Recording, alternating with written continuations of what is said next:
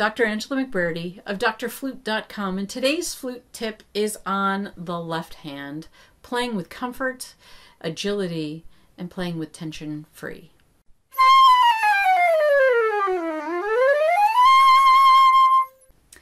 In my last video, we talked about the right hand and how you can use that better and free up the tension that may be lurking in that hand so that it is much more efficient for you. Now, let's do the same with this hand.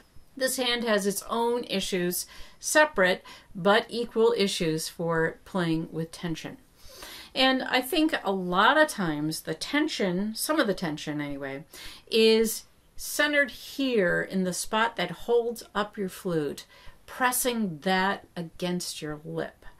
Now, when you press hard right there, it presses against your lip. It'll smash this mouthpiece against your lip, and the result is you're going to play flat. If you're playing flat and you're pushed in all the way and there's nothing you feel like you can do about it, think if you are pressing that mouthpiece too hard into your lip with this finger right in here.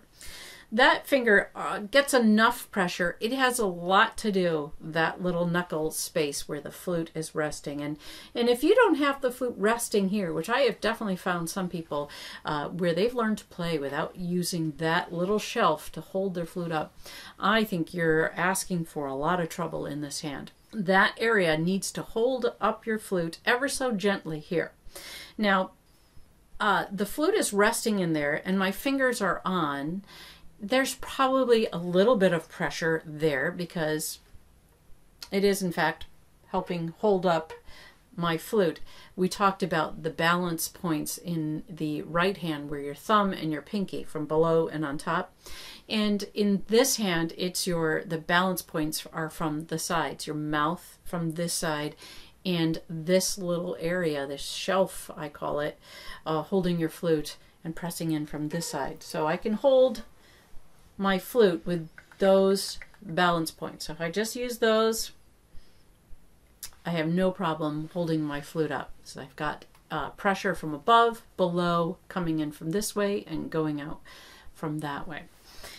This hand, you're going to put the finger here, put it on that shelf, and when I'm demonstrating it, I always let this rest on my shoulder because it's an easy way, and just don't even worry about this hand. Just concentrate on this one and let that shelf area hold up your flute, and do it lightly. It does not have to have a lot of pressure. When that is there, these fingers can fold down and rest on their keys. When that's there, my thumb just plops on. So many people play with a bent thumb, and well, I know people are okay with that. I think the best thing for your hand is to let the thumb be how it is naturally.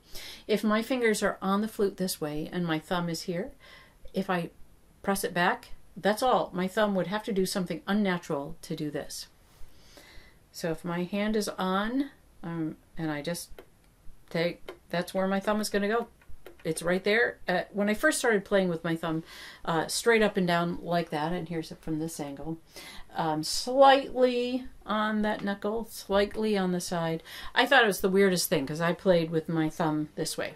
I thought that's what you were supposed to do when I was in grade school, and that's how I did it, and then I had to change. And I thought, I will never get used to that. And now, you know, of course, many years later, you think, how could you ever play with your thumb bent? So if you need to change, you can change. Anybody can, at any age. I know you can do it. But I think that that's better for your hand.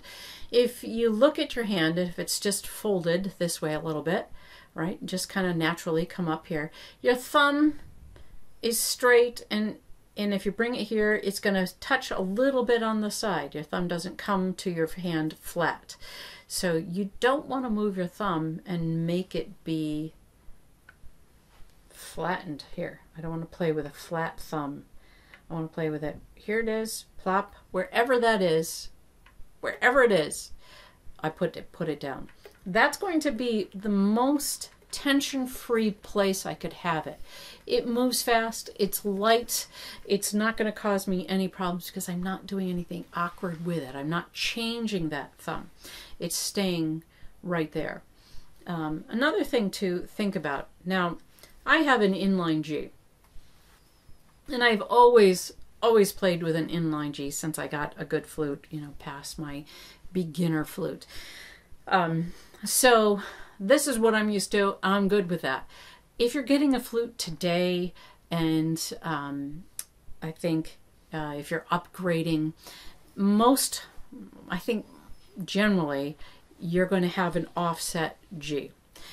That means that these two keys are pushed forward. They're moved forward. And that is supposed to be better for your hand position. So I don't want you to get thrown off because mine are inline. That's what I grew up with. And frankly, I don't want to change it now. I'm intrigued to see if that would, I don't know, I'm not having any problems, but would that prevent any long-term problems over the next 20 years that I'm playing?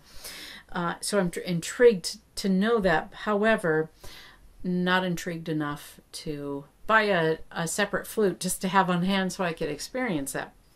This has been good for me. But I think the common thought that nowadays having your wrist move this far in to play that inline G can cause some trouble. So I wouldn't ask. I think you'd have to actually ask or buy some used flute that someone had made a while back to get an inline G. They're going to be made offset for the most part. I think if you have really big hands, that might be something to consider, but I don't think you would have a problem playing an offset G. Okay. Now, I'm saying that because I want to talk about the curvature of your fingers here. And the curvature needed for an offset G is slightly different than the curve that's going to be needed for an inline G. Okay, now let's talk basics here before we worry about that. You have to have your whole entire pinky touching this A flat key at all times. You can't play with your pinky barely touching the key. Your pinky needs to be settled on it completely. It needs to be, the whole pad of your finger should be on that A flat key. That's going to be a more efficient press down of that key. If your hand is gently in that flute playing position, okay, and you see that that pinky key is right there, okay, that's going to be an efficient key. It's going to move quickly because that hand is nicely settled into that position right through there, okay? So when you're working on this left hand position here, you're thinking about the curvature like we talked about with the right hand, that the curve you're having to put on these keys is a natural curve, not one that is stretched out or is creating some tension because the thumb is in the wrong spot here. I want, once I know that my thumb is straight up and down and I put it down, then I want these fingers here and the rest of my left hand to be comfortable, to put those keys down and be able to move them up and down with ease. There's no tension in these fingers, and there's also no pressure from the side of this finger to your lip.